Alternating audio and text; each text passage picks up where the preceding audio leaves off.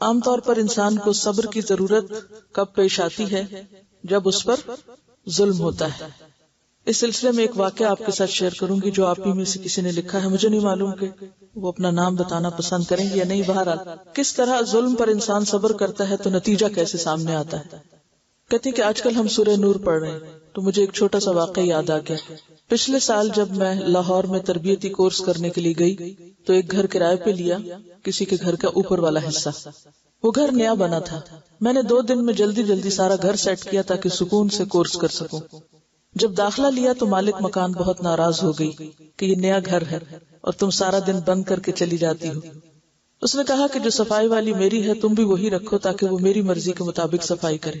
مگر وہ صبح آتی تھی، میں نے اتوار کے لیے اس کو رکھ لیا اور روزانہ خود واپس آ کے صفائی کرتی۔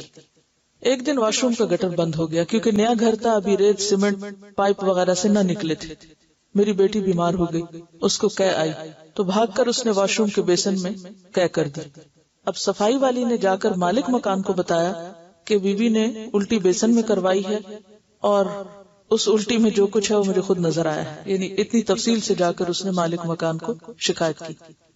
مالک مکان نے صرف اتنی سی بات پر طوفان اٹھا لیا۔ میرے بھائی کو، والدہ کو، کزن کو، پراپرٹی ڈیلر سب کو بلا کر کہنے لگی کہ یہ گھر بند کر کے چلی جاتی ہیں، گھر خراب ہو جائے گا۔ امی اور بھائی بھی مجھے سمجھانے لگے کہ خاتون بہت اعتراض کر رہی، اور پھر وہی الٹی والی بات بھی بار بار مینشن کی گئی، لیکن میں صبر کر گئی، خاموش رہی کہ کیا جواب دوں۔ پھر ایک دن کالونی کی عورتوں نے مجھ سے کہا کہ آپ کی مالک مکان ہر جگہ کہتی پھر رہی ہے کہ میں نے اس کو گھر سے نکال دینا ہے کیونکہ یہ اپنے بیٹے کو گھر چھوڑ کر خود چلی جاتی ہے۔ یہ کون سے اسلام میں لکھا ہے؟ اور بھی بڑی بری باتیں کر رہی ہے۔ میری آنکھوں میں ایک دم آنسو آ گئے کہ اگر ان دنوں میں اس نے مجھے نکال دیا تو میرا کورس ڈسٹرب ہو جائے گا۔ میں نے کوئی بد دعا نہ کی، لیکن اپنے آپ کو حوصلہ دینے کے لیے ایک دم میرے دل میں یہ بات آئی کہ انسان کو تو اپنا بھی پتا نہیں کہ کب اللہ اس کو اس کے اپنے گھر سے نکال دے، مجھے کیا کوئی نکالے گا۔ اور صبر کر کے پھر اپنے کام میں لگ گئی۔ 2 دن بعد ان کے گھر کو تالا لگ گیا۔ صفائی والی روزانہ مجھے پوچھنے آتی کہ نیچے والی باجی کہاں ہے۔ 10 دن بعد جب تالا کھلا تو کسی نے مجھے بتایا کہ مالک مکان اور اس کی شادی شدہ بیٹی ہسپتال داخل رہی۔ خیر میں خبر لینے گئی، میں نے پوچھا کیا ہوا؟ کہنے لگی ہمیں تو خود سمجھ نہیں آ رہی، بیٹی کو کھانا کھاتے کھاتے ایسی قے آئی کہ بند ہی نہیں ہو رہی تھی، اور اپنی بیٹی کی یہ حالت دیکھ کر میں بلڈ پریشر کی مریض ہوں، میں بھی بے ہوش ہو گئی۔ دونوں ہسپتال کے کمرے میں 10 دن داخل رہی۔ میں نے مبارک دی اور کہا کہ کون سا مہینہ ہے؟ وہ کہنے لگی یہ حاملہ نہیں ہے، یعنی انہوں نے سمجھا کہ شاید اس کی شادی ہوئی ہے تو پریگنینسی کی وجہ سے یہ ہو رہا ہے۔ ڈاکٹر خود بھی پریشان تھی کہ یہ کس قسم کی قے ہے، سارا گلا چھل گیا اور کافی دن تک کھانا وانا بھی نہ کھا سکے۔ جب میری والدہ اور بھائی کو یہ قصہ معلوم ہوا تو مجھے کہنے لگے کہ آپ نے اس سے پوچھنا تھا کہ قے کس جگہ کروائی تھی، یعنی جب ان کو قے آ رہی تھی تو انہوں نے کہاں کی۔ اور جو سب مجھے برا کہتے تھے ان سب نے اپنی آنکھوں سے یہ سارا قصہ دیکھا اور حیران رہ گئے۔ میں نے مالک مکان پہ ظاہر بھی نہ کیا کہ مجھے کسی شکایت کا معلوم ہے، اور نہ ہی کچھ جتلایا کہ کہاں کہاں میری باتیں کی گئی۔ الحمدللہ اللہ تعالیٰ نے خود ہی سب کو سمجھا دیا۔ میں نے صبر صرف اس لیے کیا تھا کہ میں قرآن پاک کی طالب علم ہوں، اگر میرے سے کوئی غلط بات منہ سے نکل گئی تو اسلام کا نام بدنام ہوگا کہ دین پڑھنے والے ایسے ہوتے ہیں، الہدا والے ایسے ہوتے ہیں۔ اب مجھے یہاں معلوم ہوا کہ اسی کالونی میں الہدا کی برانچ کھل گئی ہے، اور سب سے زیادہ خوشی کی بات یہ کہ میری والدہ بھی اس میں داخل ہو گئی۔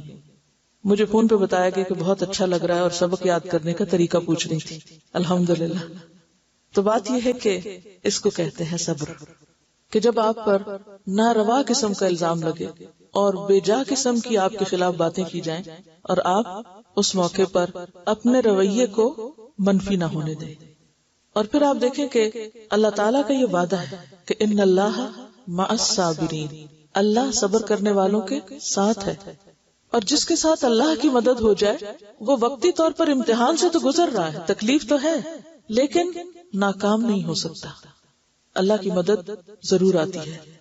اور بعض اوقات اللہ تعالیٰ ایسے حالات پیدا کر دیتا ہے کہ انسان کے اوپر آنے والے الزام، اور خاص طور پر دین کا کام کرنے کی وجہ سے جو بے جا اور ناروا باتیں کی جاتی ہیں، کیونکہ وہ حدیث بھی آتی ہے نا کہ 3 لوگوں کی مدد کرنا اللہ کے ذمہ ہے، 3 لوگوں کی مدد کرنا اللہ کے ذمہ ہے، اور ان میں سے ایک شخص جو اللہ کے راستے میں جہاد کرنے والا ہو، جو اللہ کے راستے میں نکلنے والا ہو، یعنی اللہ اس کو تنہا نہیں چھوڑتا، اس کی مدد ضرور کرتا ہے. اور قرآن میں بھی کیا آتا ہے؟ وَلَيَنْصُرَنَّ اللَّهُ مَن يَنْصُرُهُ، اللہ ضرور مدد کرے گا اس کی جو اس کی مدد کرتا ہے. اگر ہم اپنی ذات سے کسی کو تکلیف نہ دے رہے، کسی کے لیے پریشانی کا باعث نہ ہو اور بے وجہ آپ پر زیادتی ہو رہی ہو، تو ایسے موقع پر اپنی زبان کو بند رکھنا. جہاں بدلہ لینے کا موقع ہو، وسعت ہو، وہاں معاملہ اللہ کے سپرد کر دینا. تو بات یہ ہے کہ صبر اگرچہ مشکل کام ہے لیکن اس کا اجر بہت بڑا ہے.